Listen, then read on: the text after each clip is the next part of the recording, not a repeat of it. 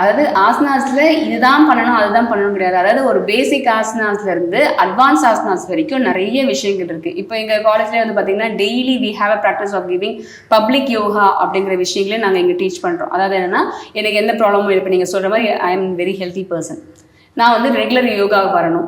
எனக்கு வீட்டில் இருக்கிறது போர் அடிக்குது, அதனால நான் யோகா கற்றுக்க விரும்புகிறேன், இல்லை நான் ஒரு ஜென்ரல் ஹெல்த்தை இம்ப்ரூவ் பண்ணிக்கிறதுக்காக பண்ணுறேன் அப்படின்னு சொன்னால் ஸ்டாண்டிங் சீரீஸ், அதாவது ஸ்டார்டிங் வித் ஒரு ப்ரீதிங் ஒரு லூசனிங் எக்ஸசைஸ் மாதிரி ஸ்டார்டிங்கில் எல்லாருக்கும் சொல்கிற மாதிரி. இப்போ சூரிய நமஸ்கார் காமனாக எல்லாரும் பண்ணுறாங்க, ஸ்கூல்லேயே சொல்லி கொடுத்துடுறாங்க. சூரிய நமஸ்கார் கம்ப்ரைசஸ் ஆஃப் 12 ஆசனங்கள் சேர்ந்தது தான் ஒரு ரவுண்டு.